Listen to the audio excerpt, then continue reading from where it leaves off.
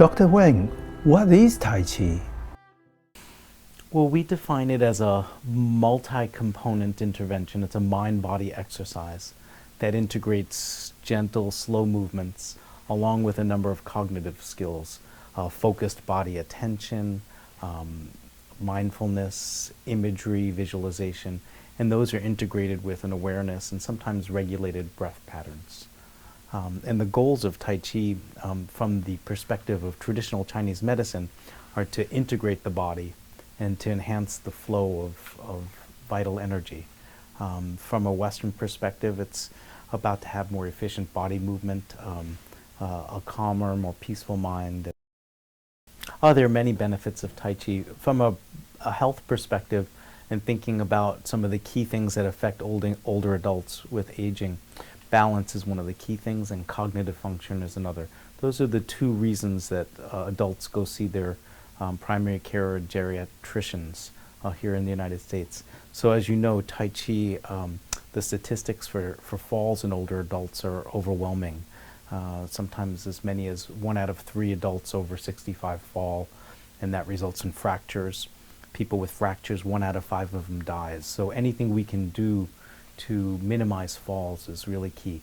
Tai Chi, when you put all the literature together, about somewhere between 20 and 40% reduction in fall rates from some of the best clinical trials. And this competes with just about any other intervention. It's as good, if not better, than most other interventions that are available. What's interesting to me is with all of this scientific data, if you look at who's using Tai Chi in the United States, it's still less than 1% of the population. So there's some need to better disseminate these findings so that the older and aging population in our country know that this is a useful tool. So paralleling the physical body, there's some good evidence that's growing to show that it can preserve mental function as well. So as we get older, we start to forget, and the statistics for dementia and Alzheimer in the United States is incredibly scary, and it's a terrible disease, and it has a huge impact on their families and the cost to society. And there's some nice data to suggest it's not as robust as the balance data, but that Tai Chi can be helpful for preserving cognitive decline or reducing the rate that we decline, and even improving cognition in people with mild cognitive impairment. And the research is still growing.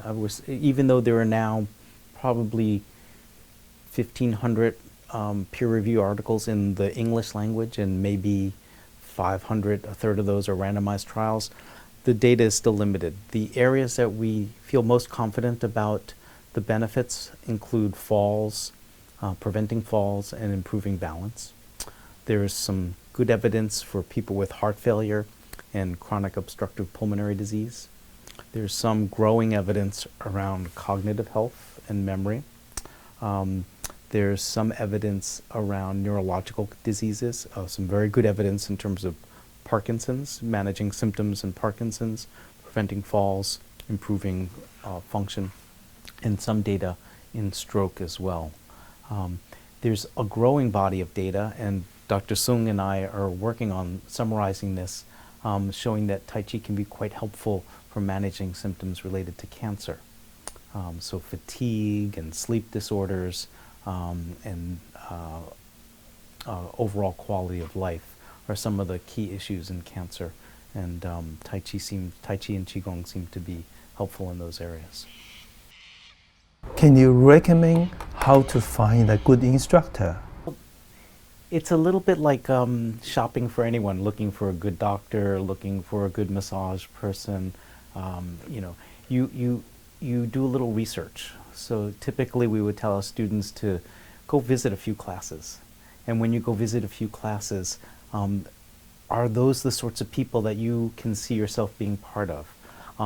You can ask them after class, how long have you been here? And people who've been there for many years, then that's a good sign that there's a strong community, and to ask them what they like about the classes, what they like about the teachers, what their experience has been, and also ask the students why they're there, what had motivated them to begin. And if they're like-minded, then that's your right community.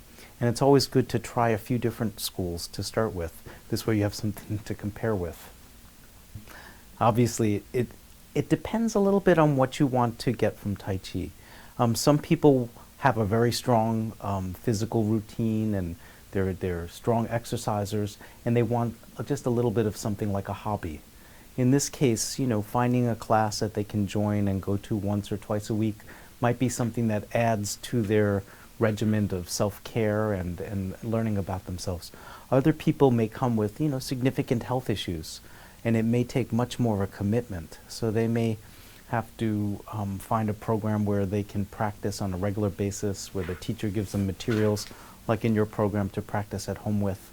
And the type of training would be very different. If you wanted to become a martial artist, this kind of training is very different than if you're working with serious pain conditions or chronic illnesses. Then the particular characteristics of Tai Chi you look for would be very different. Right.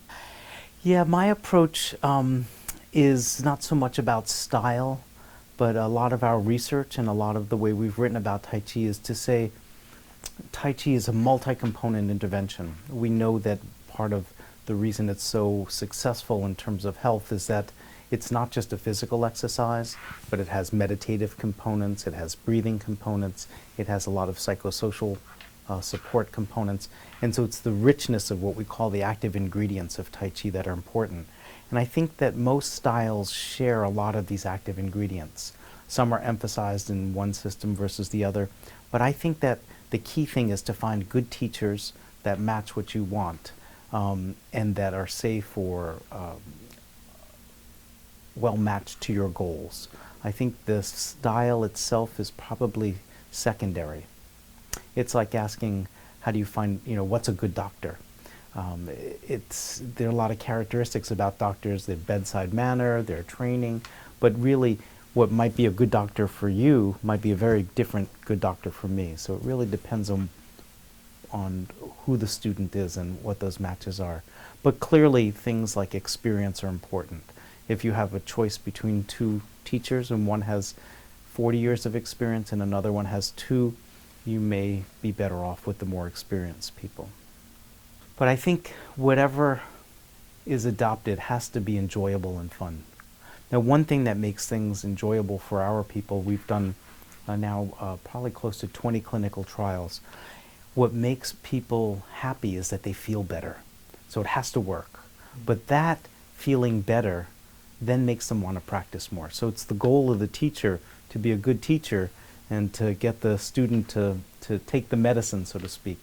But once they do it and they have good benefits, that makes it more likely that they'll practice more and continue. But it also has to be fun and easy to learn. And some traditional approaches to Tai Chi for Westerners are not a good match to their learning style. They don't feel comfortable learning complex choreographies that take sometimes years to learn. And they sometimes learn better with verbal teaching as opposed to just following, as it would be more traditionally taught in the East. So figuring out ways to teach that really are well matched to the population you're targeting. And in the West, for example, requires a little bit of changing how it was traditionally taught. More simplified forms, more emphasis on simple principles, those sorts of things. And maybe learning tools to go along with this, manuals and DVDs and things, so when they go home they're not as frustrated and they can have these to reinforce what they're doing. There's some movement now that I think is really helpful in terms of web-based learning. And so in our studies we give our students access to online protocols so that when they're traveling they can just log in their hotel room and practice a little bit. Like you, we have a teachers training program to teach people to teach in our trials, but also people come from around the country to learn what we're doing in the hospital and to bring it to their communities and hospitals. And so it's a really challenging question. How do you teach a teacher to be a good teacher? And what makes a good teacher? And I think one of the things that's subtle is there's a sense that they themselves own the material. They practice what they talk about. You can go up and demonstrate something and talk about it, but it's very different than when you do it and it's clearly something you're passionate about and you care about. You don't even have to be great, but if you have enthusiasm and you teach from your own experience, I think that makes a huge difference. But that's hard to teach. You have to get people to really enjoy it. I think there are people who are just good teachers, and regardless of their training in Tai Chi, and those are the ones we want to attract, especially to learn Tai Chi well, so that they combine their teaching skills and enthusiasm along with their knowledge of Tai Chi. Obviously, knowledge of Tai Chi is very important, but that alone doesn't make a good teacher. Dr. Wang, how does medical research help Tai Chi learners? We use research in a couple ways. I think I mentioned before that the evidence generated by clinical trials and basic physiology helps change policy. Health insurance companies, hospitals, they see that there's good evidence that's scientifically based, then they're going to integrate this. And without that evidence, we're not going to make many changes.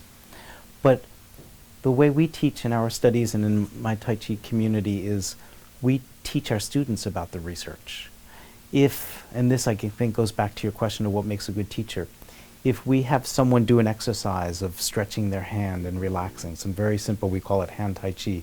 So you're stretching and you're releasing. And we can explain to them that these little movements change the connective tissue, the joints, that this changes circulation, that if you do that with intention and focus, and you coordinate that with breathing, you have very different physiological effects than if you just move your hand.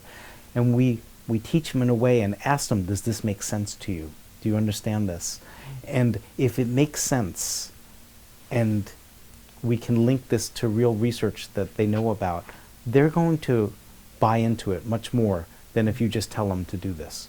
So knowledge is power, and it's very motivating. And so when you tell someone, you know, we just finished a study that showed something very interesting, and I think you should explore this, people try it much more.